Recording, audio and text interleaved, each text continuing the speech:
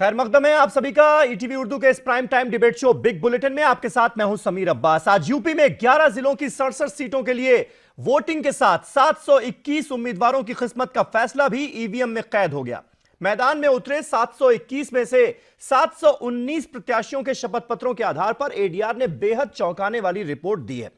दूसरे फेज में सबसे ज्यादा दागी उम्मीदवार बीएसपी की तरफ से उतारे गए हैं, यानी बहुजन समाज पार्टी की तरफ से उतारे गए हैं। बीएसपी के 67 उम्मीदवारों में से 25 उम्मीदवारों के खिलाफ आपराधिक मामले दर्ज हैं। वहीं समाजवादी पार्टी की तरफ से 51 में से 21 उम्मीदवारों पर आपराधिक मामले चल रहे हैं, जबकि बीजेपी के 67 में से 16 और कांग्रेस के 18 में से 6 उम्मीदवार आपराधिक छवि वाले हैं। कुल उम्मीदवारों में से 15% आपराधिक रिकॉर्ड वाले हैं। 12% यानी लगभग 84 उम्मीदवार तो ऐसे हैं जिन पर हत्या की कोशिश और अपहरण जैसे गंभीर आरोप हैं। 7 उम्मीदवारों के खिलाफ अपहरण और फिरौती के मामले दर्ज हैं। ये सभी वो पार्टियां हैं जो लगातार जनता के बीच जाकर बेहतर कानून व्यवस्था और साफ सुथरी सरकार देने का वादा कर रही हैं। ऐसे में हमारा आज का सीधा सवाल बड़ा साफ है, जब दागियों से नहीं इनकार तो कैसे देंगे आप साफ सुथरी सरकार? इसी पर करेंगे बातचीत, होगी बहस, लेकिन सबसे पहले देखिए यह रिपोर्ट।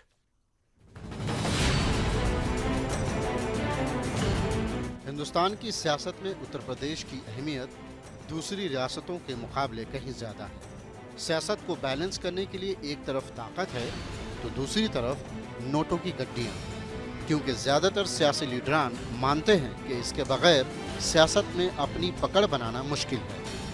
हालांकि ये एक निज़ाम है और अगर सियासी लीडरान चाहें तो इस निज़ाम को बेहतर भी बनाया जा सकता है, लेकिन शायद सियासी लीडरान की नीयत साफ नहीं है, जिसकी वजह से इंतखाबी मैदान में बाहुबली लीडरों की भरमार होती जा रही है। आइए एक नज़र डालते हैं ऐसे दागी उम्मीदवारों पर जो अलग अलग पार्टियों से ताल्लुक़ रखते हैं। एसोसिएशन फॉर डेमोक्रेटिक रिफॉर्म्स के मुताबिक उत्तराखंड असेंबली इंतखाबात के लिए 637 उम्मीदवारों में 200 उम्मीदवार करोड़पति हैं और इन 200 उम्मीदवारों में से 91 उम्मीदवारों के खिलाफ मुजरिमाना मुकदमात दर्ज हैं। एडीआर के मुताबिक इनमें से 54 उम्मीदवार ऐसे हैं जिनके खिलाफ संगीन जराइम के मामलात दर्ज हैं। तालीम के नुक्ता नज़र से बात करें तो 256 उम्मीदवारों ने 10वीं और 12वीं पास के सर्टिफिकेट जमा किए हैं, जबकि 340 उम्मीदवारों ने अपने को ग्रेजुएट बताया है। वहीं उत्तर प्रदेश असेंबली इंतखाबात के दूसरे मरहले के लिए मैदान में उतरे 719 उम्मीदवारों में से 107 उम्मीदवार ऐसे हैं जिनके खिलाफ मुजरिमाना मुकदमात दर्ज हैं। उत्तर प्रदेश इलेक्शन वॉच और एसोसिएशन फॉर डेमोक्रेटिक रिफॉर्म्स की मुश्तरका रिपोर्ट के मुताबिक बीएसपी के 67 उम्मीदवारों में से 25 उम्मीदवारों के खिलाफ मुजरिमाना मुकदमात हैं, जबकि समाजवादी के 51 में से 21 और बीजेपी के 67 में से 16 उम्मीदवारों के खिलाफ मुकदमात दर्ज हैं। वहीं कांग्रेस के 18 में से 6 उम्मीदवार दागी हैं, जबकि 206 आज़ाद उम्मीदवारों में से 13 उम्मीदवारों के खिलाफ मुजरिमाना मुकदमात दर्ज हैं। यहाँ काबिल जिक्र बात यह है कि 107 दागी उम्मीदवारों में से 67 उम्मीदवार ऐसे हैं जिनके खिलाफ कत्ल, अगवा व दिगर संगीन मामलात दर्ज हैं। सियासत और जराइम का एक अरसे से चोली दामन का रिश्ता रहा है और यही वजह है कि हिंदुस्तान की सियासत में खासकर उत्तर प्रदेश में दागी उम्मीदवारों की फहरिस्त लंबी होती जा रही है। इंतखाबात को साफ और शफाफ बनाने की बात तो सभी पार्टियां करती हैं, लेकिन इस ताल्लुक से संजीदा इक़दाम करने से सियासी पार्टियां क्यों पीछे रह जाती हैं? खैर, ये जो पब्लिक है वो सब जानती है और शायद नतीजा ही इन तमाम सवालों का जवाब होगा। Bureau report, ETV news. तो जब दागियों से नहीं इनकार तो कैसे देंगे आप साफ सुथरी सरकार? यह है हमारा आज का सवाल। तमाम खास मेहमान हमारे साथ जुड़ चुके हैं। हमारे साथ गोपाल कृष्ण अग्रवाल साहब मौजूद हैं, बीजेपी के national spokes person. Doctor Sarwat जहान मौजूद हैं, कांग्रेस की नेशनल स्पोक्स पर्सन।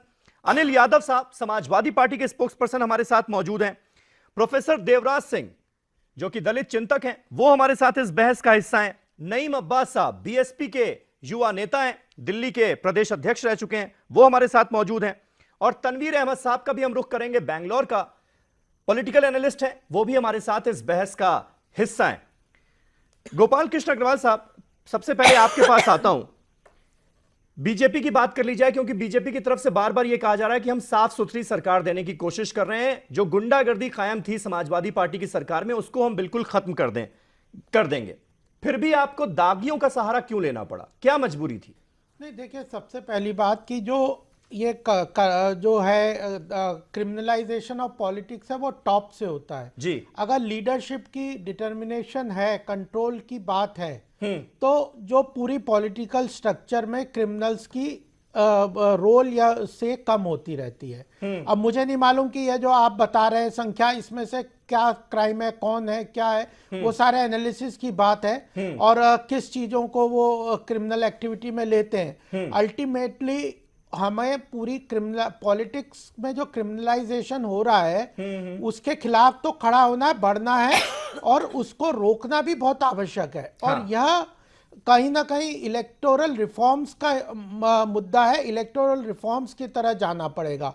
ऐसे आइसोलेशन में अगर हम देखेंगे तो यह एक समस्या भी है और इसकी मजबूरियां भी सबको निकल के आएंगी। नहीं, आमतौर पर हम जनता को भी जिम्मेदार ठहरा देते हैं कि वो ऐसे लोगों को चुनकर विधानसभा में भेजी क्यों रही है, लेकिन क्या पॉलिटिकल पार्टीज की जिम्मेदारी आपके हिसाब से नहीं बनती कि ऐसे लोगों को टिकट ही न दिया जाए? बिल्कुल, ये तो कलेक्टिव रिस्पॉन्सिबिलिटी, ताकि कोई आशंका ही नहीं रहे कि ऐसे लोग चुनकर जाएं विधानसभा में। कलेक्टिव रिस्पॉन्सिबिलिटी रहे होनी चाहिए। और दागदार में अगर आप क्रिमिनल, अगर हमारे यहाँ कोर्ट ऑफ लॉ है जी, और उनके ऊपर उनको ये राइट है कि डिटरमाइन करें कि कौन क्रिमिनल है, उसको केवल आरोपों के बल पे ही आप क्रिमिनलाइजेशन नहीं प्रूव कर सकते, यह भी एक मुद्दा है। लेकिन जहां तक ओवरऑल पॉलिटिक्स में क्रिमिनल एक्टिविटी या क्रिमिनल्स का रोल बढ़ता है, वह एक समस्या का समाधान उसको हम करेंगे। लेकिन एक व्यक्ति केवल उसके ऊपर आरोप है इसलिए वो क्रिमिनल हो गया, यह आप इस तरह का सिंप्लीफिकेशन नहीं चल सकता। लेकिन ओवरऑल पिक्चर पार्टी के लेवल पे जरूर देखना है कि कितने लोगों को दिया, उसमें कितने ऐसे हैं जिनके दागदार है। दागदार होना ठीक है, इंडिविजुअल लेवल पे अलग है, पार्टी के लेवल पे अलग है, और इलेक्टोरल प्रोसेस में इसको कैसे कम करना और इसके रोल को कम करना, इलेक्टोरल रिफॉर्म्स के, ये सारी चीजों को एक अलग अलग करके एनालिसिस करके। ठीक है, नईम अब्बास साहब, बीएसपी ये जो लिस्ट है दागी उम्मीदवारों की, बीएसपी टॉप कर रही है इस लिस्ट को। सेकंड फेज के अगर हम इलेक्शंस की बात करें, सेकंड फेज के चुनाव आज खत्म हुए हैं, वोटिंग हो चुकी है, 65% से ज्यादा मतदान हुआ है, इसके आसार हैं। ऐसा क्यों है? बीएसपी को दागियों पर, क्रिमिनल्स पर क्यों भरोसा है? मुख्तार अंसारी को आपने हाथी पर सवार करवा लिया, उसके बाद इस लिस्ट में भी बीएसपी के सबसे ज्यादा दागी उम्मीदवार हैं। 67 उम्मीदवारों में से 25 उम्मीदवार आपके ऐसे हैं जिनके खिलाफ अलग अलग आपराधिक मामले दर्ज हैं। और जब मैं ये कहता हूं कि आपराधिक मामले दर्ज हैं, इसका यह मतलब नहीं है कि कोई किसी आंदोलन में पकड़ा गया उसके खिलाफ केस है। अगर आप रिकॉर्ड उठाकर देखेंगे तो 84 उम्मीदवार ऐसे हैं जिनके खिलाफ हत्या की कोशिश, अपहरण, महिलाओं के खिलाफ अपराध जैसे गंभीर अपराध भी शामिल हैं। ऐसा क्यों है? क्यों सहारा लेना पड़ता है और बीएसपी को कुछ ज्यादा ही भरोसा ऐसा लगता है? देखिए, पहले मैं आपको क्लियर कर देता हूं कि आपने जो बताया कि सबसे ज्यादा दागी हमारी ही पार्टी में है जी। अगर आप परसेंटेज के हिसाब से लगाएं तो इसमें बीजेपी नंबर 1 पे आती है। नहीं, बीएसपी नंबर 1 पर है। देखिए 67 में से 25 उम्मीदवार जो हैं, आप परसेंटेज लेके समाजवादी का इसमें 21 है 57 में, और कांग्रेस के 18 में से 6 है। अब आप परसेंटेज के हिसाब से भी अगर आप देखें तो कौन आगे निकल रहा है। दूसरी चीज ये है कि आप ये देखिएगा कि अभी उन पे कोई आरोप इस तरीके से सिद्ध नहीं हुआ। जैसे बड़े भाई ने कहा कि अभी वो सिर्फ केस चल रहे हैं, कोर्ट में चल रहे हैं, और हमारे मल्टीपल इश्यूज का है डिस्कशन के, तो वही नंबर जस्टिफाई नहीं करते। हम नहीं कह रहे कि इसके लिए जस्टिफाइड है कि उनके पास ज्यादा है तो हमारे 21 हैं, तो वो हमारे लिए चिंता का विषय है, वो कम करना है हमने। नहीं, कहां कम कर रहे हैं? देखिए आप नहीं साहब, मुझे इस सवाल का जवाब दीजिए। मायावती साफ तौर पर यह कहती हैं कि अगर वो सत्ता में आ गई तो सारे गुंडे जो हैं वो अंदर चले जाएंगे। देखिए, तो जो क्रिमिनल लोग, जो माफिया लोग जेल में बैठकर चुनाव लड़ रहे हैं और आप ही की पार्टी उनको टिकट दे रही है, ऐसे लोग जब आपकी पार्टी में होंगे, सत्ता में होंगे, तो क्रिमिनल एक्टिविटीज बंद कैसे हो जाएंगी? लॉ एंड ऑर्डर दुरुस्त कैसे हो जाएगा? बड़ा सवाल तो ये है ना। देखिए, मैं आपको बताता हूं, और इसका बहुत अच्छा सा एग्जांपल भी है। 2007 से लेके 2012 तक जो माननीय बहन कुमारी मायावती जी की गवर्नमेंट रही, उसमें आप मुझे बता दिए कोई दंगा, कोई फसाद कुछ हुआ हो? जितने क्रिमिनल थे वो या तो प्रदेश से बाहर थे या जेल में थे। आप बताइए। और आज की डेट में जो गवर्नमेंट चल रही है समाजवादी गवर्नमेंट की, उसमें आप देखिए कितना क्राइम है। 400 से अधिक दंगे हिंदू मुस्लिम हो चुके हैं। तो आप देखिए ना कि क्राइम हमारे यहाँ तो बिल्कुल है ही नहीं, ना के बराबर हमारे यहाँ क्राइम रहता है। ठीक है, हमारे यहाँ तो क्राइम बिल्कुल कंट्रोल होता है। इस दावे में आपको क्या दम नजर आता है? मतलब क्रिमिनल्स को अपनी पार्टी में शामिल कर लो। आपकी पार्टी में तो उसी सिद्धांत पर चल रही है मुझे लगता है। क्रिमिनल्स को अपनी पार्टी में शामिल कर लो, मैंने भाजपा फिर कहो कि उनका हृदय परिवर्तन हो गया। दोनों का सुना और मुझे थोड़ा सा समय ज्यादा दीजिएगा क्योंकि अपना पक्ष भी रखना है, दोनों का जवाब भी देना है। देखिए, जहां तक बात है समाजवादी पार्टी की और मुख्यमंत्री अखिलेश यादव जी की, उन्होंने हमेशा ही दागियों से और आपराधिक छवि के लोगों से दूरी बनाने का काम किया है। मैं उदाहरण के साथ बता देता हूं, बिना ये सोचे समझे कि हमारी सरकार बने या ना बने। 2012 में जब हमारी सरकार भी नहीं बनी थी, डीपी यादव को बाहर का रास्ता दिखाने का काम मुख्यमंत्री जी ने किया था, जबकि डीपी यादव बाहुबली नेता भी है, पश्चिम में अच्छी पकड़ है। बिना ये सोचे समझे कि क्या हमारी सीटों पर फर्क पड़ेगा। उसके बाद मुख्तार अंसारी रहे हों या फिर अतीक अहमद रहे हों, सभी को हमने बाहर का रास्ता दिखाने का काम किया। अब एक मेरी पूरी बात सुन लीजिएगा क्योंकि मुझे पता है आप मुझे टोक रहे हैं बीच में। अभी भाजपा के प्रवक्ता बैठे हुए थे, उन्होंने कहा कि क्रिमिनलाइजेशन ऑफ पॉलिटिक्स टॉप से होता है। मैं इनकी पहली बार भाजपा की बात का समर्थन करता हूं और ये दिख रहा है और टॉप से ही होता है। जब राष्ट्रीय अध्यक्ष पे 13 मुकदमे, प्रदेश अध्यक्ष अमित शाह जी पे 13 मुकदमे, सुन लीजिए। देखिए, अब मैं आपके बीच में बोला था, बताइए। अच्छा, मैंने सुनी नहीं, सुन लीजिए, मैंने भी सुना, मेरी बात सुनिए। नहीं, जवाब देना है, सुन लीजिए ना मेरी। अरे सुन लीजिए, अरे सुन लीजिए, अब मेरी बात सुनिए, समझ लीजिए, अब मेरी बात सुनिए। अमित शाह पर 13 मुकदमे नहीं तो क्रिमिनलाइजेशन ऑफ पॉलिटिक्स तो यही हो रहा है ना, criminalisation of politics. Gopal ji, दूसरों के आरोपों को सुनने के लिए तैयार रहिए ना। दूसरों क्या आप भी ना आप भी दूसरी पार्टी पर आरोप लगाने के लिए स्वतंत्र हैं। गोपाल जी, क्यों लगा? आप हैं स्वतंत्र, आप लगा सकते हैं ना। आपके आरोपों का भी वैसा ही स्वागत है जैसा अनिल यादव के आरोपों का स्वागत है। अमित शाह पे अब बताइए क्या मुकदमा, बताइए क्या हाल, क्या कहते हैं बलात्कार। अब देखिए, मैं बात कर रहा हूँ मुकदमों की, ये बात कर रहे हैं बयानों की। आपके नेता कहते हैं कि प्रियंका गांधी काली होती तो राशन नहीं होती। आपके मंत्री कहते हैं कि रेप सोशल क्राइम है। बताइए, रेप सोशल क्राइम है क्या? ओपन डिबेट है, आरोप लग सकते हैं। रेप सोशल क्राइम है, ये बताइए। आरोप तो चले, आप लोग चुनावी रैलियों में इतने सारे आरोप लगा रहे हैं, तो ऐसा कैसे हो सकता है कि टीवी स्टूडियो में कोई भी आरोप न लगाए? आप कहा समीर जी, मुझे मेरी बात करने का भी नहीं। गोपाल जी, ये नहीं, ये डिबेट कर रहे हैं। गोपाल जी, आपका टॉपिक क्या है? गोपाल जी, जो टॉपिक है उसी पर बात हो रही है, आप सुनने की क्षमता तो रखिए। गोपाल जी, एक मिनट, गोपाल जी, एक मिनट, आप उनकी बात पूरी होने दीजिए। आप एंकर का काम नहीं, अरे आपका नंबर, नहीं, आप मुझे मेरा काम ना बताइए। गोपाल जी, आप अपना काम कीजिए। आप मुझे अपना काम कैसे करना है ये प्लीज ना बताइए। ये आप मुझे नहीं बताएंगे कि मुझे क्या करना है क्या नहीं करना है। मैं आपसे एक बात कह रहा हूं कि ये ओपन डिबेट है, यहां पर कोई भी पार्टी का प्रवक्ता किसी दूसरी पार्टी के प्रवक्ता पर आरोप लगा सकता है। ठीक है, बिल्कुल लगा सकता है। आप चुनावी रैलियों में एक दूसरे को जमकर कोस रहे हैं, भाषा की मर्यादा तक का ख्याल नहीं रख रहे हैं, और यहां आप चाह रहे हैं कि कोई किसी पर आरोप ना लगाए। ऐसा कैसे हो सकता है? आपके बीच में मैं बोला, आप लगाइए आरोप, लॉजिक के आधार पर बहस कीजिए, लॉजिक के आधार पर बहस कीजिए ना। आप ऐसी हरकत करेंगे, ठीक है गोपाल जी, ऐसे डिस्टर्ब ना कीजिए प्लीज, बीच में नहीं। अनिल यादव मेरी पूरी बात सुन लीजिए, फिर आपको जो कहना है। मैंने आपको पूरा मौका दिया, आपने 2 सवालों के जवाब पूरे दिए। अध्यक्ष अमित शाह पर हैं, जिसमें कि महिला की फोन टेप करने का मुकदमा भी है। गोपाल जी प्लीज, प्रदेश अध्यक्ष पे 11 मुकदमे। आप बहुत सीनियर लीडर हैं, आप बहुत सीनियर प्रवक्ता हैं। आपसे मैं एक्सपेक्ट करता हूं कि मर्यादा बनाकर रखी जाएगी बहस। सुन लीजिए, बोलना है तो ये मुलायम सिंह पे हम क्या ये कह रहे हैं कि अमित शाह पे कोई मुकदमे नहीं है? हम क्या तारीफ करके नहीं सुनना नहीं चाहते। अग्रवाल साहब, ऐसे हाईजैक नहीं कीजिए ना डिबेट, बर्दाश्त करना नहीं चाहते। प्लीज अग्रवाल साहब, ये डिबेट आपके लिए नहीं है, जनता के लिए इतने है। इम्पेशेंट नहीं होना चाहिए आपकी हमको। से नहीं चलेगी। नहीं, पॉलिटिक्स में तो आरोप लगते रहते हैं, आप इतने इम्पेशेंट क्यों हो रहे हैं आज? इम्पेशेंट होंगे जब बहुत शांति से बात कर रहे हैं। बिल्कुल, तो आप उनको बोलने दीजिए ना, आपको पूरा मौका मिलेगा, फिर आप अपनी बात रख दीजिएगा।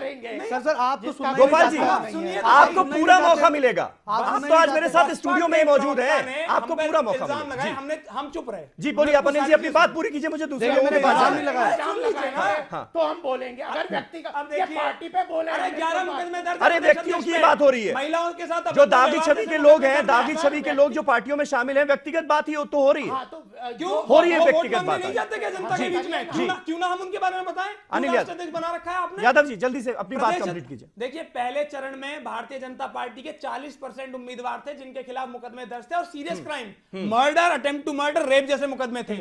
और दूसरे तो आपकी पार्टी तो सेकंड नंबर पे है ना, सुन लीजिए यादव जी। सुन लीजिए, दूसरे चरण में बता रहा हूं। बीएसपी के बाद आप ही का नंबर है। बीएसपी में हमारे जो आप प्रत्याशियों की बात कर रहे हैं, आप देख लीजिए मुकदमे उठाकर किसी पे भी सीरियस। ये तो वही बात होगी ना कि हमारे दाग अच्छे हैं, नहीं, आपके नहीं, दाग गलत है, हमारे दाग बात अच्छे हैं। मेरी बात सुनिए, मैं पक्ष रख रहा हूं। हाँ। जो बसपा के जो इन्होंने कहा कि मुकदमे ऐसे ही लग जाते हैं, मैं बता दूं उनमें रेप जैसे, मर्डर जैसे, अटेम्प्ट टू मर्डर जैसे मुकदमे हैं आपके प्रत्याशियों पर। और आप भी पीछे नहीं हो, नहीं, आप सुन बहुत लीजिए आगे ना। हो। नहीं, ये नहीं, 400 आप दंगे, बताइए कौन से 400 दंगे हुए हैं ना, उसमें आप आपको मुझे क्लीन चिट नहीं मिलने बताइए, वाली है। अपराधियों की बात हो रही है, दंगे की बात तो कर रही है, मैं उसी दंगे बात कराए कर रहा हूं। इन्होंने, उसमें ही इन्होंने संगीत सोम ने कराए एक वीडियो वायरल करा के, आज भी मुकदमा चल रहा है, उसके बाद इन्होंने support जज आईडी तो दे दी आपने है। किया। वो कहेंगे ना, गवर्नमेंट वो आपकी कहेंगे, वो कहेंगे मुकदमा चल रहा है, अभी सिद्ध तो हुआ नहीं, दोष तो साबित हुआ अरे नहीं। सबको पता है। अनिल वीडियो भाई, आप नहीं जानते क्या अनिल भाई, समीर जी? ठीक है। आप बताइए, आप नहीं ठीक जानते है। वो वीडियो किसने वायरल किया? ठीक है, नहीं, अनिल जी, लेकिन- संजीव बालियान को मंत्री बनाए बैठे, वो दंगे के आरोपी मैं- है। आप केस करते ना। वो अरे वो किया सवाल, है।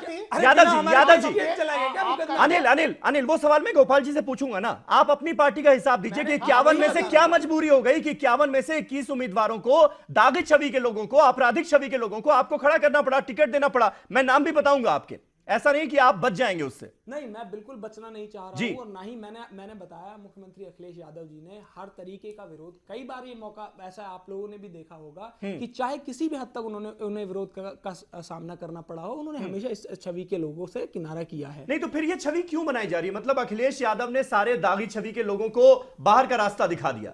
ये 51 में से 21 उम्मीदवार तो सिर्फ सेकंड फेज के हैं। देखिए, मैंने बताया आपको कि भारत जो बीएस पहले चरण में 40% उम्मीदवार बीजेपी के थे, उन पे सीरियस क्राइम वाले मुकदमे थे। दूसरे चरण में सुन लीजिए, अरे सुन लीजिए ना। अब देखिए, अब आप ही बोले जाएंगे, फिर आपकी टर्न आएगी, मैं बोलूंगा, बीच में डिबेट ही नहीं हो पाएगी। आप तथ्यों पे बात नहीं कर रहे, आपको अपने राष्ट्रीय अध्यक्ष की बात इतनी बुरी लग गई। अरे कोर्ट से बात करिए ना, हमसे क्या बात कर रहे हैं? जब 13 मुकदमे दर्ज है, हम तो कहेंगे ना, कहें आपके बीच। आप कह रहे हैं हम उत्तर प्रदेश को अपराध मुक्त कर देंगे, जिसका राष्ट्रीय अध्यक्ष 13 मुकदमे झेल रहा हो, अपने ऊपर महिलाओं की फोन टेप कर रहा हो। अरे सुन तो लीजिए ना, सुन, अब देखिए, सुन लीजिए, अब देखिए, आपको बुरी क्यों लग रही है? नहीं बात, नहीं भाई, ठीक है, मैं बसपा लोग क्यों हैं? बसपा के प्रवक्ता से सुन लीजिए ना। अरे सुन लीजिए, अरे सुन अनिल जी, मुझे लीजिए। मेरे सवाल का जवाब अभी तक नहीं मिला कि 51 में से 21 उम्मीदवार, आप मेरी बात ही क्या नहीं, ये मजबूरी बार थी बार जिसकी मुझे वजह टोक से देते खड़ी हैं, की? ठीक ये है, आप बार बार मुझे टोक देते हैं, मैं जी। कहां से बता पाऊंगा? आप ठीक है, बताइए। ठीक है, भाई, ठीक है। ये एक जगह कह रहे हैं कि हम अपराध मुक्त उत्तर प्रदेश कर देंगे, कहां से कर देंगे? राष्ट्रीय अध्यक्ष 13 मुकदमे, प्रदेश वही में आप बात 11 कर रहे हैं ना, आप मुकदमे, रिपीट ना कीजिए ना, हमने सुन लिया 40%। नहीं, आप हमने मुझे सुन बताओ लिया। ना, कहां उससे से कर आगे देंगे? बढ़िए ना अब आप अपराध मेरी मुक्त मुर्गी कैसे के कर एकदम। देंगे? हाँ। आप अपराध मुक्त कैसे कर देंगे? मुझे थोड़ा सा अरे बता आप कर दो, दीजिए। आपने ठीक है, कर हमने दिया। तो सरवत कर जहां, रखा। डॉक्टर सरवत, ये कुल मिलाकर दुखती रह गए ना। कांग्रेस भी दावा करती है कि साफ सुथरी सरकार, साफ सुथरी छवि के लोग पॉलिटिक्स में आए। राहुल गांधी वो चाहते हैं, लेकिन दिखता तो है नहीं। मतलब 18 में से 6 कैंडिडेट्स आपने दागी छवि वाले ही नजर आए। क्या ये मान के चलते हैं, क्या मतलब पॉलिटिकल पार्टीज ये मानकर चलती हैं कि जो दागी है, आपराधिक छवि का, उसका ज्यादा प्रभाव है इलाके में, वो जीत जाएगा, टिकट दे दो उसको। समीर जिसको आप दागी छवि कर रहे हैं, हो सकता है उन पे कुछ मुकदमे होंगे, नहीं पता किस तरह के मुकदमे होंगे, लेकिन जो पॉलिटिकल फिगर होते हैं उन पे कुछ मुकदमे हो जाते हैं, और जब तक उन पे कोई फैसला ना आ जाए, उसे आप नहीं कह सकते कि वो दागी है या क्रिमिनल है या इस तरह की चीजें। हाँ, लेकिन संगीन मुकदमे नहीं। मतलब फिर तो मुख्तार अंसारी भी दागी नहीं है ना? नहीं, हमने क्या कहा? फिर तो मायावती जो दलील दे रही थी मुख्तार अंसारी के इंडक्शन के वक्त, वो सही थी। नहीं, समीर, पहले हमने क्या कहा? संगीन मुकदमे, जैसे बलात्कार के मुकदमे, जैसे मर्डर के मुकदमे, जैसे इस टाइप के अगर कोई मुकदमे, तो संगीन मुकदमे होंगे, और ऐसे लोगों से परहेज करना चाहिए, चाहे वो मेरी पार्टी हो, चाहे कोई भी पार्टी हो। लेकिन सवाल है कि हमने तो करके दिखाया भी है। आपने पीछे यूपीए का देखा होगा कि जहां अगर हमारे किसी भी मंत्री पे थोड़े से छींटा पड़ता था, तो हम मंत्रियों को हटा देते थे। हाँ। अपने सरकार की परवाह किए बगैर कि मेरी सरकार का क्या हशर होगा। बीजेपी में आज जो केंद्र में मंत्री बने बैठे हुए हैं, बलात्कार के अपराधी हैं, मर्डर के अपराधी हैं, और इस तरह के कितने एमपी हैं वहां पे, और मंत्री बन के बैठे हुए हैं। तो सही कह रहा है अनिल कि जिसके राष्ट्रीय अध्यक्ष पे 13 मुकदमे दर्ज हो, वो किसी और के बारे में क्या कह सकता हो, और क्या एक्शन लिए? क्या प्रधानमंत्री जी ने दागी मंत्रियों को हटाया? नहीं हटाया। आज जाकर के आप यूपी का ही देख लिए, संगीत शोम, जिसकी वजह से यूपी में ऐसी जगह पे दंगा हुआ जहां 47 में नहीं हुआ था, जहां 47 के बाद से अभी तक, जब से हिंदुस्तान आजाद हुआ है तब से दंगा नहीं हुआ था, वहां दंगा कराया गया। जो उनके मौर्य, जो उनके प्रदेश अध्यक्ष हैं, उन पर 12-13 मुकदमे, संगीन मुकदमे दर्ज है। तो ये बीजेपी क्या बात करेगी कांग्रेस के बारे में? सत्ता पे गोपाल जी, प्रधानमंत्री सबके होते हैं, ये प्रधानमंत्री सबके होते हैं, आपके भी वही प्रधानमंत्री थे, या आपने कोई अलग से चुन रखा होता? आरएसएस ने कोई अलग से कोई प्रधानमंत्री प्रोफेसर देवराज सिंह, अब बताइए, हंस हो रहे हैं आज। प्रोफेसर देवराज सिंह, मैं आपसे जानना चाहता हूँ, प्रोफेसर देवराज सिंह, मैं आपसे जानना चाहता हूँ, ये क्या मजबूरी होती है सियासी पार्टियों की कि ऐसे लोगों का सहारा लेना ही पड़ता है? हालांकि हम ये मानेंगे कि कुछ हम चुनाव सुधार की जब हम इतनी बातें कर रहे हैं तो उसका थोड़ा तो असर पड़ रहा है, या मीडिया का प्रेशर कह लीजिए या जो भी कह लीजिए, थोड़ा प्रेशर तो पड़ा है पॉलिटिकल पार्टीज पर। अब ऐसे लोग कम हुए हैं, लेकिन अभी भी उनकी तादाद बहुत ज्यादा है। अंदाजा लगाइए, 84 ऐसे लोग जिन पर हत्या की कोशिश, अपहरण, बलात्कार जैसे संगीन मामले दर्ज हैं। क्यों भाई, क्या मजबूरी है?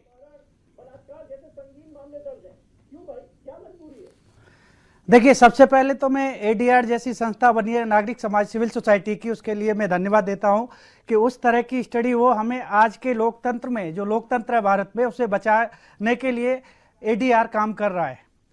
और ये जो एडीआर की जो रिपोर्ट हैं क्षेत्र वाइज है, जिस तरह से चुनाव हो रहे हैं उसी तरह से ADR first phase, second phase, third phase के अपने आंकड़े दे रहा है। और ये इन्होंने जो शुरुआत की है कि कितने लोग क्रिमिनल हैं, कितनी प्रॉपर्टी है, कितना एजुकेशन है, कितना उसका बैकग्राउंड है, तो ये सारे डाटा आज के लोकतंत्र में एडीआर जैसा संस्था जब नागरिकों को दे रहा है तो इससे एक जागरूकता भी आ रही है। और दूसरी बात ये है कि जो क्रिमिनल हैं, क्रिमिनल का जो आधार है उसके साथ मनी भी है, पैसा भी है। तो वो ऐसा नहीं है कि क्रिमिनल जितने हैं वो गरीब हैं, तो इसलिए इनका जो आधार है बाहुबली और धन और बल दोनों का प्रयोग इलेक्शन में जीतने के लिए पार्टियां आपस में लगी हुई है कि किस तरह से हम अपनी जो सीटें हैं उन्हें बचाएं और किसी न किसी तरीके से कैसे भी व्यक्ति को हम लाएं। तो ये नागरिकों का, यानी जो नागरिक हैं उनका दायित्व है कि एडीआर जैसी संस्था पहले से हम लोगों को ये जानकारी दे रही है कि कितने अपराधी हैं, कितने लोग किस क्षेत्र में हैं और उनकी क्या संपत्ति है, कहाँ से उनका अर्न हो रहा है, कितने वो शिक्षित हैं। तो ये सारी चीजें मायने रखती हैं नागरिकों में एक जागरूकता लाने के लिए। और इसके साथ ही मैं ये कहूंगा कि जो आंकड़े आ रहे हैं फर्स्ट सेकंड फेज में, क्योंकि धन और बल चुनाव में इसी की तो जरूरत है। पॉलिटिकल पार्टीज के नजरिए से अगर देखा जाए, जनता क्या सोचती है ये नंबर तो सेकेंडरी है, दूसरे दर्जे पर आती है ये बात और ये सवाल। पहले तो ये कि धन और बल किसके पास है। जी बिल्कुल सही है ये बात। आजकल इलेक्शन जीतने के लिए ज़रूरी हो गई है कि किसके पास धन और बल है। उसी एतबार से टिकट भी बांटे जा रहे हैं। और हमारे बीजेपी के नुमाइंदे जनाब गोपाल साहब ने अच्छी बात कही कि इसका रिफॉर्मेशन ऊपर से होना चाहिए, ऊपर इस तरह के नेता ना हो। और मैं उम्मीद करता हूँ बीजेपी से, जिसकी निगरानी आरएसएस करती है, आरएसएस इसको पूरी तरह सीरियसली ले और बीजेपी से ऐसे दागदार उम्मीदवारों को छांटने की कोशिश करे। नंबर एक चीज़। नंबर दूसरी चीज़ ये कि एडीआर ने जो रिपोर्ट दी है उसमें तीसरे फेज के इलेक्शन के ताल्लुक से कहती है वो कि इसमें बीएसपी और बीजेपी दोनों के बराबर उम्मीदवार हैं, यानी 31% दागदार उम्मीदवार बीजेपी के हैं और हाँ तीसरे फेज में, और 31% बीएसपी के भी हैं। तो ये चिंता का विषय है। आखिरी बात ये है कि पिछले इलेक्शन में यानी 2012 में दागी उम्मीदवार 34% थे।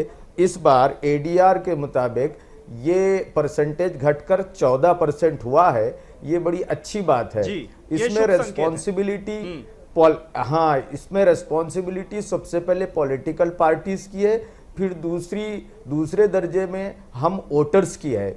अगर वोटर्स ये तय करें कि इस तरह के बाहुबली और दागदार उम्मीदवारों का हम बाइकाट करेंगे तो जाहिरी बात है वो इलेक्शन विन नहीं करेंगे और फिर वो पार्टियां भी उनको सेलेक्ट नहीं करेंगे। अदरवाइज ये विशियस सर्कल बना रहेगा। दागदार उम्मीदवार जब जीतता है तो उसको बहुत ज़्यादा पैसा कमाने की ज़रूरत पड़ती है, इसलिए कि उसके साथ बहुत ज़्यादा हेंचमैन होते हैं, बहुत ज़्यादा उसके दलाल और छोटे छोटे लोग होते हैं जिनको फीड करना पड़ता है। उनको फीड करने के लिए ऐसे उम्मीदवार जाहिरी बात है स्टेट के खजाने को चोरी करते हैं और उससे वो पैसे फिर तकसीम करते हैं।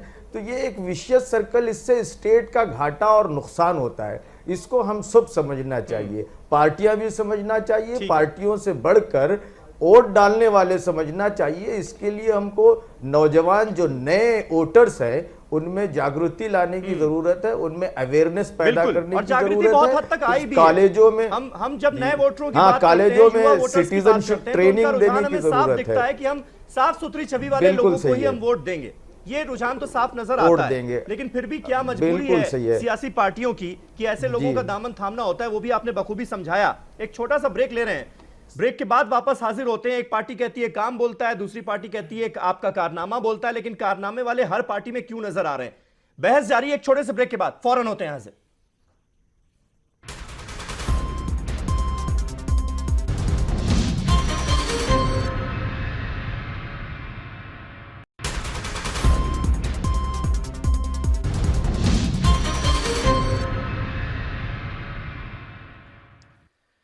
तो जब दागियों से नहीं इनकार तो कैसे देंगे साफ सुथरी सरकार, ये है हमारा आज का सवाल। तमाम खास मेहमान हमारे साथ बने हुए हैं। गोपाल कृष्ण अग्रवाल साहब, नरेंद्र मोदी प्रधानमंत्री जो है हमारे, उन्होंने कहा कि रोज 12 से 15 हत्याएं होती हैं, समाजवादियों का काम है या कारनामा, ये इस बार पता चलेगा। समाजवादी पार्टी कह रही है काम बोलता है, आप कह रहे हैं उनका कारनामा बोलता है, लेकिन कारनामे वाले तो हर पार्टी में नजर आ रहे हैं। फिर आप कैसे साफ सुथरी सरकार देंगे? नहीं, देखिए, एक इंडिविजुअल केसेस को मैंने पहले ही बताया था। अगर आप क्रिमिनलाइजेशन ऑफ पॉलिटिक्स को डिस्कस करना है तो इश्यूज को अलग अलग सेग्रीगेट करना पड़ेगा। जब आप एज ए पार्टी लेते हैं और पार्टी का जो स्ट्रक्चर है वो, अगर जैसे समाजवादी पार्टी की क्रिमिनलाइजेशन हम क्या कहते हैं, जमीनों को हथियाने का। हमने एक वेबसाइट बनाई थी उत्तर प्रदेश में बीजेपी में, जिसमें कार्यकर्ताओं को, जनता को कहा था कि आपके यहाँ पे लैंड ग्रैब के जो जो केसेस हैं उस पे आप अपलोड करिए। हजारों केस वहां पे अपलोड हुए जिसका हम इन्वेस्टिगेशन करेंगे। यही हम कह रहे हैं। हमारे उत्तर प्रदेश में एक जो है महत्वपूर्ण बात है, उनकी बात पूरी हो जाए पार्टी। अब गोपाल जी नहीं टोकेंगे, आप नहीं टोकेंगे। यही बात, इसी बात को मैं कह रहा था, उनकी बात पूरी हो जाए। गोपाल जी की बात पूरी हो जाए। जब आप बात करेंगे तो मैं चुप रहूंगा, पर मेरी भी तो पूरी बात सुनिए। ठीक है, आपकी सुनेंगे गोपाल जी, इस बार सुनेंगे आपकी पूरी बात। राष्ट्रीय अध्यक्ष व्यक्तिगत क्या हुआ, राष्ट्रीय अध्यक्ष में फिर पहुंच गया। क्यों ना पहुंचे? ठीक है, वही वो जनता को बरगलाने का काम कर रहे हैं। ठीक है, उनकी बात तो सुन लीजिए कि वो किस आधार पर कह रहे हैं कि आपकी पार्टी में कारनामे ज्यादा हैं। नहीं, वो मैं जबकि कारनामे वाले इधर भी नजर आ रहे हैं हमें, तो जवाब तो सुन लीजिए। चलिए ठीक है। हाँ, तो गोपाल जी, असली बात, जब हमने उस वेबसाइट बनाई और उसमें लैंड ग्रैब के इश्यूज को अपलोड करने का पूरा सिलसिला किया, ठीक है, तो बहुत सारी अब एप्लीकेशंस हमारा हैं। क्रिमिनलाइजेशन से क्या मतलब है? लैंड ग्रैब समाजवादी पार्टी का एक क्रिमिनल एक्ट। अच्छा, तथ्य हो कोई तो बता दीजिए। देखिए, दूसरा, अनर्गल बात, ये देखिए, मेरी बात, महिलाओं पे अत्याचार की बात है। महिलाओं के अत्याचार की बात है। तथ्य बताइए, तथ्य। वो उत्तर प्रदेश आप में तथ्य बताइए, किसकी बात कर रहे हैं आप? लैंड ग्रैबिंग, बुलंदशहर की बात है, मथुरा की बात है। लैंड ग्रैबिंग की बात कर रहे हैं, बुलंदशहर की बात कर रहे हैं। अरे आपके कार्यकर्ता गुजरात में 10-10 कार्यकर्ता एक महिला के साथ बलात्कार करते हुए पकड़े गए हैं। आप हमें कारनामों का ज्ञान सिखा रहे हैं। इसलिए आप कर रहे हैं उत्तर प्रदेश में। नहीं, मुझे बताइए आपकी वो कार्यकर्ता आपके क्यों कर रहे थे और क्या हुआ, ये बताइए। ठीक है, किसी इंडिविजुअल केस पर ना जाएं, ओवरऑल पर्सपेक्टिव हम देखें। नहीं, ओवरऑल पर्सपेक्टिव देखना सही बात है। महिलाओं की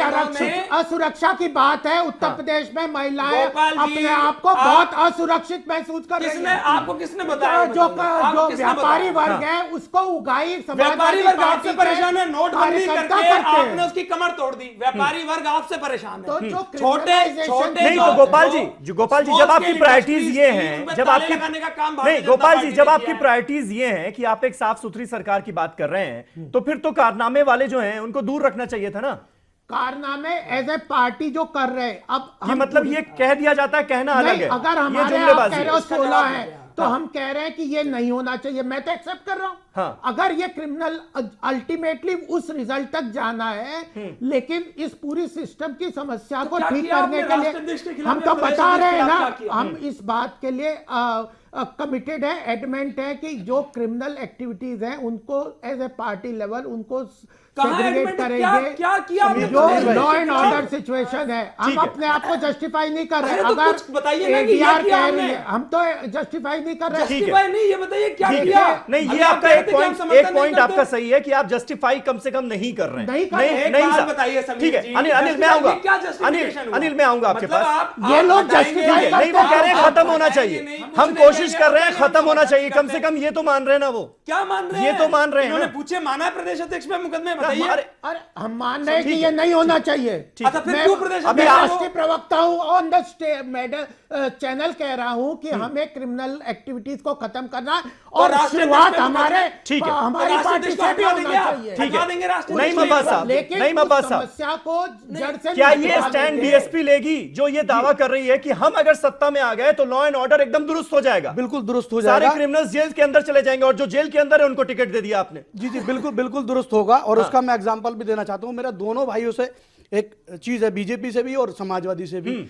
आपको मैं ये बताना चाहता हूं कि बीजेपी के लोग जो क्राइम करते हैं उसको बढ़ावा देती है समाजवादी गवर्नमेंट। बहुत बढ़िया। उसका सबसे बड़ा एग्जांपल, उसका बड़ा सबसे बड़ा एग्जांपल बढ़ावा देंगे हम। हाँ वाह बिल्कुल नहीं बिल्कुल भाई, बिल्कुल। वाह। देखिए देखिए रक्षाबंधन देखिए, तीन मैं बार रक्षाबंधन आप मना मेरी चुके बात हैं, पूरी चौथी करने दीजिए। बार मैं आपकी अब फिर मना रहे हैं। मैं वाह। आपकी बात में बिल्कुल बीच में नहीं बोला। नहीं, आप मेरी अब बात पूरी रक्षाबंधन करने की बात तो होनी दीजिए। चाहिए ना। नहीं खत्म साहब, कर देना ये इस बात का जवाब है क्या कि समाजवादी पार्टी वाले जो कह रहे थे कि भाई मायावती बीजेपी के साथ मिल सकती है, ये उस बात का जवाब है क्या? देखिए माननीय बहन कुमारी, आप कह रहे हैं समाजवादी पार्टी और बीजेपी की मिली भगत। मैं इसके लिए भी जवाब आपको माननीय पहले चरण की हार के बाद भारतीय जनता पार्टी और बसपा ने इंटरनल पैक्ट कर लिया है और इनका चौथी बार रक्षाबंधन बनना तय है। मतलब हार समीर जी, पड़ी कांग्रेस की। हार जीत का फैसला भी कर दिया अनिल आपने। काम बोलता है समीर जी, मतलब हार जीत का फैसला भी कर दिया। अनिल भाई मायावती ने कल ही खारिज किया इस बात को। नहीं वैसे नहीं, माननीय बहन कुमारी, उन्होंने मायावती कहा ने हम बोल विपक्ष दिया। में बैठ जाएंगे लेकिन बीजेपी के साथ नहीं वो जाएंगे। इसीलिए तो एक समुदाय को ये मैसेज देने के लिए कि भाई देखिए अनिल हम भाई, लोग अनिल भाई, भारतीय जनता मैं पार्टी आपकी के बात साथ नहीं बोला हूं। वही भारतीय जनता पार्टी सुन लीजिए। नहीं भाई, आप मेरी तो पूरी होने दीजिए। इंपॉर्टेंट पॉइंट है, जनता को जानना चाहिए। बिल्कुल राष्ट्रीय अध्यक्ष कहते हैं कि हमारी टक्कर अगर किसी से है दूसरे फेज में तो बहन जी से, ठीक है। बहन जी कहती है, मतलब इससे एक समुदाय को मैसेज दिया कि अगर हमें कोई हरा सकता है तो बहन जी। दूसरे तरफ बहन जी कहती है कि मैं कुछ भी हो जाए पर गठबंधन में इनके साथ नहीं आऊंगी, विपक्ष में बैठ जाऊंगी लेकिन उस गठबंधन नहीं समुदाय करूंगी। को ये बताया जा रहा है कि भाई मुझे जिताओ, मैं नहीं गठबंधन करूंगी। आप देखिए ये सोची समझी, ये ये सांप्रदायिक पहली राजनीति का यही तो कर रहे हैं हम, आप यही दोनों तो की यही तो मिली कर रहे हैं भगत है। आप। मैं यही मैं कर रहे हैं मैं आप। मेरी नहीं बात साहब को की पूरी सुन होने लीजिए। दीजिए। अनिल मेरी बात पूरी होने होने दीजिए। आपकी बात अनिल होगी। मेरी बात पूरी होने दीजिए। देखिए इसका एग्जांपल मैं आपको देना चाहता हूं जो मैंने आपको बोला। उत्तर प्रदेश में मुजफ्फरनगर में जिस वक्त दंगे हुए और शुरुआत हुई, वहां पे परमिशन जो है समाजवादी गवर्नमेंट से मिली वो सभा करने के लिए। और जब सभा हुई और सभा होने के बाद वो जो दंगा शुरू हुआ, अच्छा बताइए सभा अगर मैं वहां पे, आप तो मुजफ्फरनगर से ही आते हैं। नहीं हाँ, मैं मुजफ्फरनगर से आता हूं। मैं मुजफ्फरनगर से आता हूं और मैंने बहुत करीब से देखा है कि क्या हालात हुए। और उस हालात में कोई भी समाजवादी गवर्नमेंट ने किसी भी तरीके का कोई उनको राहत पहुंचाने का काम नहीं किया। दूसरी चीज, मैं जो अपनी बात पूरी कर देता हूं, अपनी बात पूरी करें, मेरी बात सुनिए। जवाब दूंगा पर मैं देखिए बीजेपी के जितने भी मुजफ्फरनगर लोग में थे, कैंप्स में अभी भी जैसे लोग संगीत बदहाली में रह रहे हैं, वो भी हमने दिखाया था कुछ दिनों पहले। संगीत सोम, आपके संगीत सोम ने जिस तरीके से परमिशन मांगी और वो कराया गया, उसमें सपोर्ट करी आपकी समाजवादी गवर्नमेंट ने। और वहां पे उस चीज की सभा का परमिशन, देखिए मैं आपकी बात में नहीं बोला हूं। आप मेरी बात बताइए ना। आप मुझे बताइए कि आप लोग बढ़ावा दे रहे हो और ये करा रहे हैं, ये दोनों मिलके करा रहे हैं। जवाब दे दूं आपको? नहीं, आप मेरी बात तो पूरी होने दीजिए। मेरी बात पूरी होने, आप लोग अच्छा हुआ क्या, आप परमिशन क्यों दे रहे हो? अगर आप गवर्नमेंट में, आप सत्ता में हो, आप सत्ता में, आपको मालूम है कितना बड़ा कांड हो गया, कितना बड़ा कांड हुआ। और उसके बाद दादरी में कितना बड़ा कांड हुआ, उसके बाद दादरी में कितना, आपको जवाब देना पड़ेगा उनका। देखिए आप फेल है ना। सरकार तो समाजवादी पार्टी की थी ना, और ये मामला सीधे सीधे लॉ एंड ऑर्डर से है या जुड़ा हुआ नहीं था। है, मुझे उस चीज का जवाब अगर चाहिए। मान लीजिए संगीत सोम और सुरेश राणा कुछ कर भी रहे थे तो ये आपकी जिम्मेदारी आपकी जिम्मेदारी ना होने देते आप। सत्ता आपकी है, समाजवादी पार्टी सत्ता करती आपकी है। दादरी में 50 लाख रुपए देते हैं। दंगा आप करा रहे हैं, क्यों? दादरी में अच्छा एक बात बताइए, अच्छा एक बात बताइए, क्या आप क्यों नहीं एक्शन रोक लिया पाए? आपने आपने उन दंगाइयों के खिलाफ क्या एक्शन लिया? समाजवादी अरे भैया, गवर्नमेंट मैं बीजेपी को कहता हूँ तो बसपा के पेट में दर्द हो रहा है। ठीक है, सुन लीजिए ना, पेट में दर्द नहीं हो रहा है। ठीक है, अनिल, आप ये हक बोल रहा है, बात हक। सुनिए। अच्छा, ये बताइए हक है या नहीं है? अच्छा मेरी बात तो आप सुन मुझे लीजिए। अनिल भाई प्लीज आंसर तो सुन लीजिए। आपने क्या तो दी बात, क्या थी ना पूरी बात, पूरी नहीं हुई ना, पूरी करनी है, चलो पूरी मेरी बात सुनिए। आप सत्ता में हैं, सत्ता में होने के बाद अगर आपसे कोई आदमी परमिशन मांग रहा है तो आपकी पूरी रिस्पॉन्सिबिलिटी आपको बनती पता है। ही नहीं है। नहीं पता क्यों नहीं है? मुझे नहीं पता है ना। कोई परमिशन है ही नहीं, इसी बात की तो लड़ाई अरे थी। अरे कैसे नहीं है? कैसी बात कर रहे हैं आप? कोई परमिशन ही नहीं थी भाई। सबूत है मेरे पास, मैं आपको कहां दिखाऊं? आप मुझे अभी दिखाइए। अच्छा, वो सब मैं बता रहा हूं ना आपको। विष्णु शिव कमीशन की एक रिपोर्ट है, उसको आप पढ़िएगा। उसमें अगर जो भी कार्रवाई सरकार को करनी चाहिए तो वो की है। कहां हुई है? अरे अगर हुई होती है तो वो बेघर ना होते, जितने मुसलमान बेघर हुए हैं तो वो बेघर ना होते।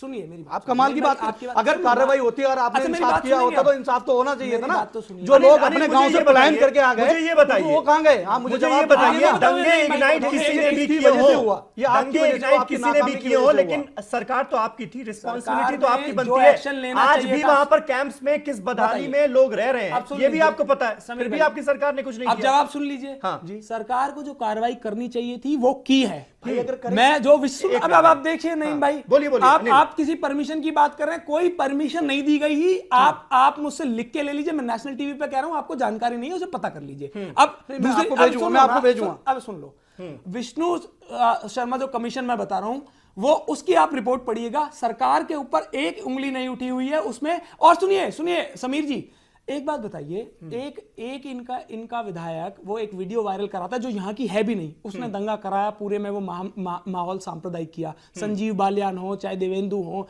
चाहे आप देखिए उनको क्या मिला। मतलब एक जगह इनकी पार्टी सुन लो, रिवॉर्ड किया गया। सुन लीजिए। आजम खान क्या कर रहे हैं? क्या किया आजम खान ने? बताइए क्या कर नहीं कर रहे? आप क्या बात कर रहे हैं? अब आपको पता है? सपोर्ट में तो भाषण देते अब हैं। देखिए, अब नहीं, आजम खान ने बात होगी, क्या भाई, सांप्रदायिक भाषण क्या दिया? डिबेट का फायदा है? गोपाल जी, आजम खान क्या गोपाल कर जी, रहे हैं? एक मिनट। आजम खान ने क्या सांप्रदायिक भाषण दिया? अगर अगर आपको पता है तो आप बता दीजिए। नहीं आजम नहीं, खान जिस कुछ है तरह ही के नहीं भाई, स्टेटमेंट इन्हें- होते हैं, हाँ, क्या तो हम बात कर रहे हैं मुजफ्फरनगर की, बिहार। आप कह रहे हैं आजम खान।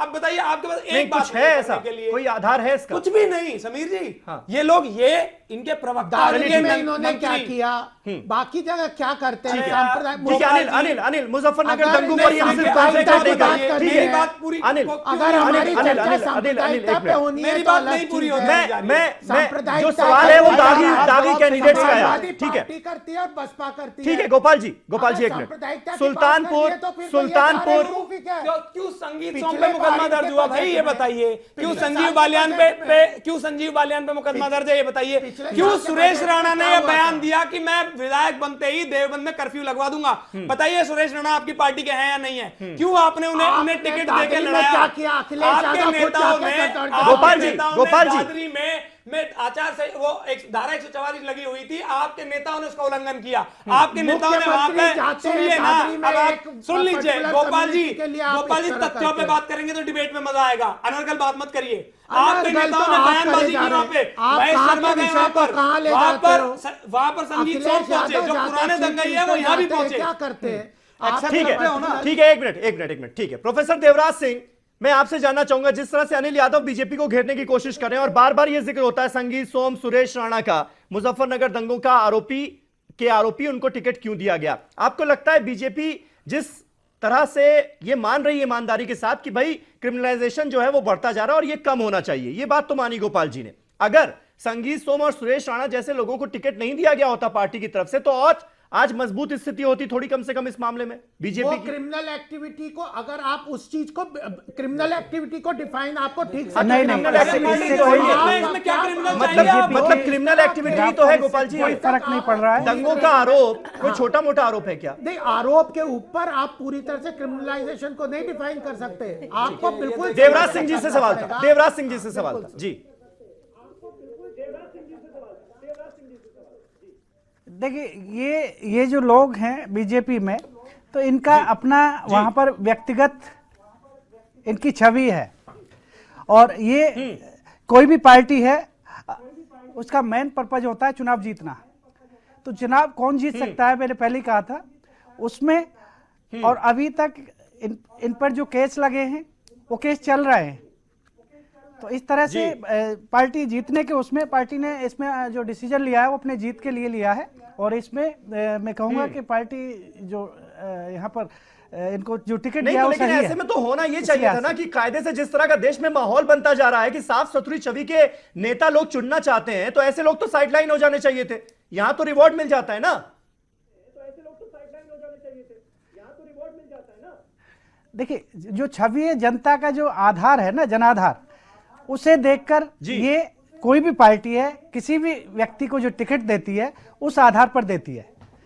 तो उसे मेन पर्पज है उसे चुनाव में जीतना। उस जगह उन्हें नहीं लग रहा होगा कि कोई और जीत सकता है। जी तनवीर अहमद साहब, ये जो डिस्क्वालिफिकेशंस हैं ये कहीं ना कहीं क्वालिफिकेशन बन जाती हैं, यानी कुल मिलाकर जो नेता अगर दंगों का आरोप लग गया तो फिर वो फायर ब्रांड हो जाता है, ऐसा है क्या? बिल्कुल सही है, बिल्कुल सही है, 100% सही है। आजकल इलेक्शन जीतने के लिए ज़रूरी है कि वोट बैंक क्रिएट हो, और वोट बैंक को आज आसानी से क्रिएट किया जा रहा है कम्युनलाइजेशन के ज़रिए। और कम्युनलाइजेशन का प्रोसेस बड़ी तेज़ी से क्रिमिनल पॉलिटिशियंस करते हैं, चाहे वो नॉर्थ में हो चाहे साउथ में हो। क्रिमिनल पॉलिटिशियंस बहुत आसानी के साथ दंगे कराते हैं, दंगा करने वालों को सपोर्ट करते हैं, और इसके नतीजे में विभाजन होता है और वोट बैंक क्रिएट होता है, और वोट बैंक हर पॉलिटिकल पार्टी की ज़रूरत है। चुनाचे ये बड़ी अफसोस की और दुख की बात है कि हमारी डेमोक्रेसी में इलेक्शन जीतने के लिए कम्युनलाइजेशन ऑफ पॉलिटिक्स हो रहा है, और कम्युनलाइजेशन ऑफ पॉलिटिक्स में मेजर रोल प्ले कर रहे हैं क्रिमिनल पॉलिटिशियंस। तो ये बिल्कुल सही है आपने जो कहा है, इसलिए हर पॉलिटिकल पार्टी को क्रिमिनल पॉलिटिशियंस ज़रूरी हो चुके हैं। वो गोया हर पॉलिटिकल पार्टी की रीढ़ की हड्डी है। अगर वो नहीं है तो गोया इलेक्शन जीतना बहुत मुश्किल है। इलेक्शन को मैनेज यही लोग करते हैं, शरीफ और अच्छे लोग तो कर नहीं सक रहे हैं। तो अब हम सिविल सोसाइटी की ये जिम्मेदारी है कि इस तरह के लोगों को आइडेंटिफाई करें और उनको अलग कर दें और उनके हक में वोट न डालें। और मेरी एक रिक्वेस्ट प्रधानमंत्री जी से ये है कि जिस तरह स्वच्छ भारत की एक कैंपेन हमने चलाई, इसी तरह पॉलिटिकल पार्टीज को और हमारे पूरे पॉलिटिकल ढांचे को स्वच्छ करने के लिए अगर थोड़ा सा बजट, आने वाले बजट में अगर थोड़ा सा फंड इलेक्शन कमीशन को दिया जाए और एक बड़ा वंडरफुल कैंपेन चलाया जाए तो बड़ा अच्छा होगा। पूरा जो है उसका यूं समझिए कि सफाई सुथराई हो जाएगी। तो ये कैंपेन चलना चाहिए, और इसी तरह मैं समझता हूँ नहीं, बिल्कुल यह जो तनवीर साहब कह रहे हैं, मैं बिल्कुल इस पे वाकिफ रखता हूं, और प्रधानमंत्री ने इसका इनिशिएटिव भी ले लिया। इस बार बजट में पहली बार इलेक्टोरल रिफॉर्म्स के लिए कॉन्क्रीट स्टेप्स लिए गए हैं। इलेक्शन कमीशन की एक रिकमेंडेशन मान ली गई है।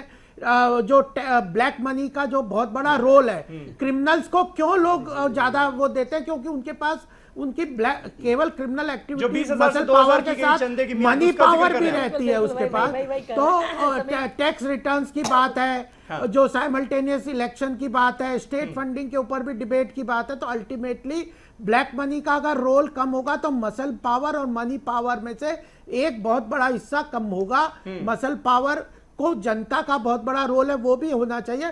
तो जो प्रधानमंत्री इलेक्टोरल रिफॉर्म्स में बात कर रहे हैं। सरवत जी, जब ये गठबंधन हो रहा था समाजवादी पार्टी और कांग्रेस का, तो इस तरह की बातें भी क्या रखी गई मंच पर कि भाई इतने क्रिमिनल्स को टिकट नहीं मिलना चाहिए, क्रिमिनलाइजेशन जो है वो कम होना चाहिए, या फिर सिर्फ ये डिस्कशन हो रहा था कि भाई इस सीट पर ये उम्मीदवार उतारो तो जीत मिलेगी, इतनी सीटें जीतने हमें इतनी सीटें, तो बस इसी पर डिस्कशन हुआ? समीर, अखिलेश जी के यहाँ जो पीछे प्रॉब्लम हुआ था वो इसी वजह से हुआ था कि अखिलेश जी साफ सुथरी चीजें चाह रहे थे, और हमारे यहाँ तो ये रिकॉर्ड है कि हम साफ सुथरी चीजों को लेकर के आते हैं। आप नहीं बता सकते, बीजेपी की तरह हमारे यहाँ नहीं है कि हम दंगाई को और फसादियों को लेकर के आते। 2-3 क्वेश्चन का आंसर जरूर देना चाहेंगे। मनमोहन सिंह जी के बारे में बहुत तेजी से बीजेपी के भाई लोग कुछ भी कह जाते हैं, हालांकि वो हमारे प्रधानमंत्री रहे हुए हैं आदरणीय। मनमोहन सिंह जी के बारे में कहना वैसा ही है जैसे सूरज को चिराग दिखाने के बराबर। क्राइम रिकॉर्ड के बारे में कहेंगे कि बीजेपी शासित राज्यों के बारे में जरा क्राइम रिकॉर्ड बता दे।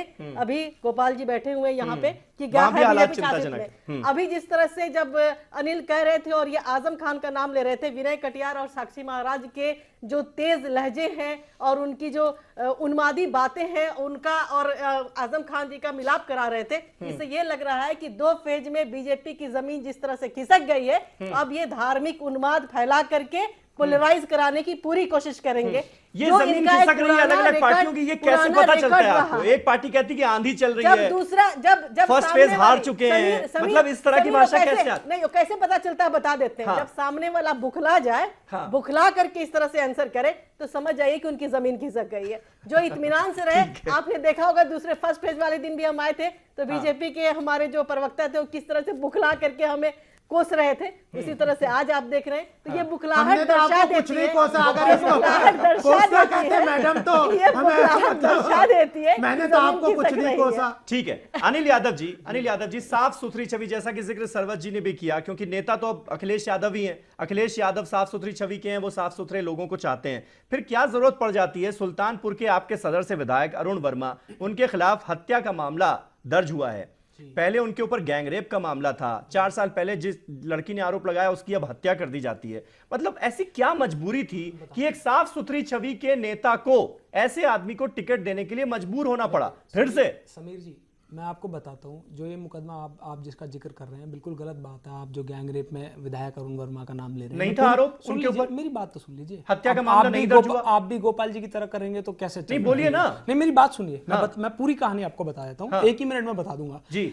देखिए, उन्होंने, उस महिला ने पहले आरोप लगाया कि अरुण वर्मा का नाम भी विधायक का उसमें नाम था, ठीक है। फिर अरुण वर्मा जब उनसे मिले, उन्होंने कहा कि वहां जो लड़के थे वो आपस में नाम ले रहे थे, मैंने अरुण वर्मा को देखा नहीं था। और उन्होंने लिखित में स्टेटमेंट दिया कि अरुण वर्मा को मैं देख के मुझे पता चल गया कि ये वहां नहीं थे। अब रही बात मर्डर की, मुख्यमंत्री अखिलेश यादव जी ने खुले शब्दों में ये कहा है कि परिवार जैसे चाहे वैसे जांच करा देंगे, ठीक है।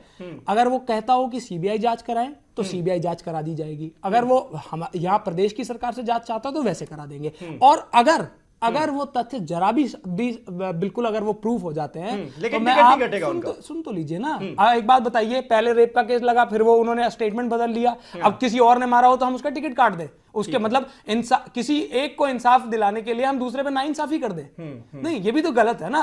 अब मैं आपको विश्वास दिलाता हूं, मैं नेशनल चैनल पे ये बात कह रहा हूं कि अगर वो साबित हुआ तो निश्चित ही उसके खिलाफ कार्रवाई की जाएगी। ठीक है। और मतलब इस तरह के क्रिमिनल लोग जो हैं वो अब आपकी सरकार अगर बनती है तो मंत्री नहीं बनेंगे? हाँ बिल्कुल नहीं, बिल्कुल नहीं, बिल्कुल नहीं। सरवत जी, अनिल जी, आप लोग भरोसा दिला सकते हैं कि राजा भैया दोबारा मंत्री नहीं बनेंगे? कांग्रेस पार्टी का राजा भैया एक निर्दलीय कैंडिडेट होते हुए कैबिनेट मंत्री बन जाते हैं। जिस तरह से बिहार में हम कमिटेड थे कि हम साफ सुथरी लॉ एंड ऑर्डर देंगे, और आज हम उसको दे भी रहे हैं, उसी तरह से यूपी के लिए भी हम कमिटेड हैं। बिल्कुल साफ सुथरी। आप उसको लालू यादव जिन पे सजाए आपका नहीं साहब, आपको एतबार होता है इस बात पर? बिल्कुल वो भरोसा दिला रहे हैं, दोनों पार्टियां एक साथ ये भरोसा दिला रही हैं कि कोई भी क्रिमिनल एक्टिविटी वाला मंत्री नहीं बनेगा अगर जीत के आया है गठबंधन तो। भरोसा होता है आपको? नहीं, हमें कोई भरोसा नहीं हो रहा। देखिए राजा भैया जैसा शख्स जब निर्दलीय जीत के आता है, जनता ने जवाब दिया ना, उसी तरह से यूपी में भी जनता इनको जवाब देगी। ठीक है। नहीं, देखिए अनिल भाई प्लीज मेरी बात पूरी हो जी, वक्त खत्म हो गया, जल्दी से। जी। देखिए, जैसे राजा भैया जैसा शख्स जब निर्दलीय जीत के आता है और उसको समाजवादी गवर्नमेंट में जगह मिलती है और उसको मंत्री बनाया जाता है, वो भी किस विभाग का? जेल मंत्री, सिर्फ जेल मंत्री बनाया गया जहां से क्राइम की शुरुआत होती है। हत्या का मुकदमा था, हमने मंत्री पद से हटा दिया था मुख्यमंत्री जी ने, और वो जांच सीबीआई से कराई थी। आपको नहीं जायज आ रहे? अरे सीबीआई हमारे पास नहीं है भैया, किसके पास है? के भैया तो हम ये तो कह रहे हैं मिलीजुली सरकार, आपके मिलीजुली क्राइम तो आप ही करा रहे हो ना। साथी है, उनके पास है सीबीआई, उनसे पूछिए, सीबीआई ने क्लीन चिट दी थी उन्हें। ठीक है, आप अनर्गल बातें कर रहे हैं, बताइए। ठीक है, चलिए, बहुत बहुत शुक्रिया आप सभी का हमारे साथ इस डिबेट में शामिल होने के लिए। वक्त मेरे पास खत्म हो चुका है, इसलिए इस डिबेट को यहीं खत्म करना होगा। गोपाल कृष्ण अग्रवाल साहब, सरवत जहां, नईम अब्बास साहब, अनिल यादव जी, प्रोफेसर देवराज सिंह और तनवीर अहमद, आप सबका बहुत बहुत शुक्रिया। तो कुल मिलाकर पॉलिटिकल पार्टीज की क्या रिस्पॉन्सिबिलिटी है और वो अपनी रिस्पॉन्सिबिलिटी कितनी समझते हैं, ये उन्होंने दिखा दिया है। फिर भी इतने सारे दागी छवि के लोग, आपराधिक छवि के लोग आज हमारे सामने मौजूद हैं नेता के तौर पर। लेकिन अब सबसे बड़ी रिस्पॉन्सिबिलिटी जनता की है, वोटर्स की है, कि वो ऐसे लोगों को चुनकर विधानसभा में ना भेजे और अपने वोट के अधिकार का इस्तेमाल कर अपनी ताकत दिखाए। बहुत बहुत शुक्रिया आप सभी का। कल एक नए टॉपिक पर नई डिबेट के साथ हाजिर होऊंगा, तब तक के लिए शब बखैर।